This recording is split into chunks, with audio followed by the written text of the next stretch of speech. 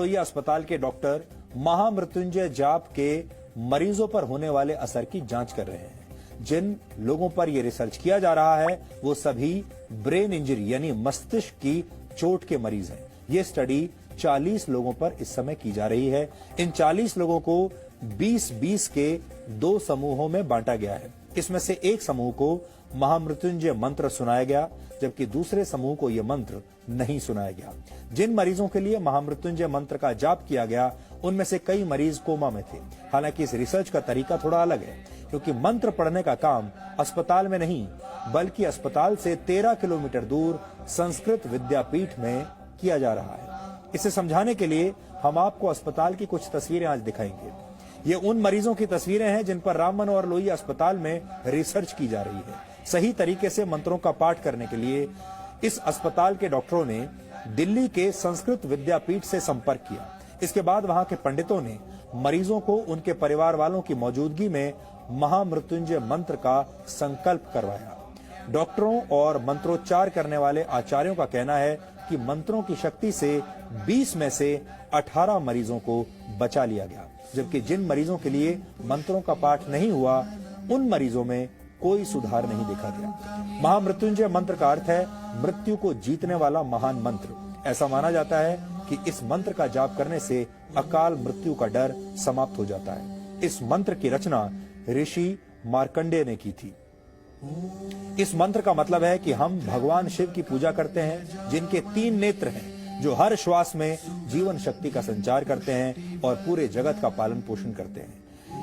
इसे त्र्यंबकम मंत्र, रुद्र मंत्र और मृत संजीवनी मंत्र भी कहा जाता है। ऋग्वेद के 7वें अध्याय, यजुर्वेद के 3रे अध्याय और अथर्ववेद के 14वें छंद में इस मंत्र के बारे में बताया गया है। ऋषियों ने महामृत्युंजय मंत्र को वेदों का हृदय भी कहा है। कुछ समय पहले एम्स ने भी गायत्री मंत्र के वैज्ञानिक महत्व को मरीजों के MRI टेस्ट में हुए बदलावों से साबित किया था, लेकिन इन दोनों रिसर्च में काफी फर्क है।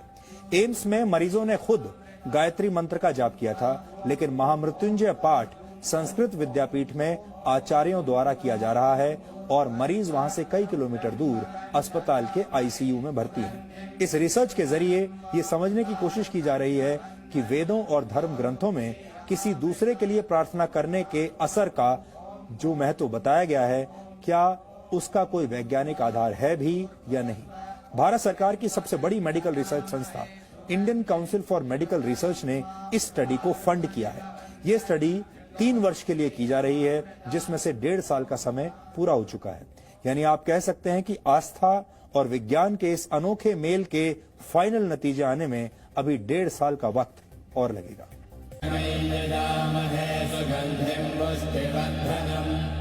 स्वर विज्ञान के हिसाब से माना जाता है कि महामृत्युंजय मंत्र के अक्षरों का स्वर के साथ उच्चारण किया जाए तो शरीर में वाइब्रेशन होता है।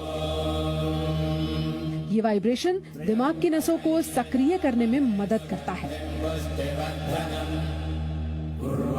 हालांकि यहाँ ध्यान देने वाली बात यह है कि इस प्रयोग में मरीज खुद मंत्र नहीं पढ़ रहा है, बल्कि उसके लिए पंडित एक तरह से अनुष्ठान कर रहे हैं।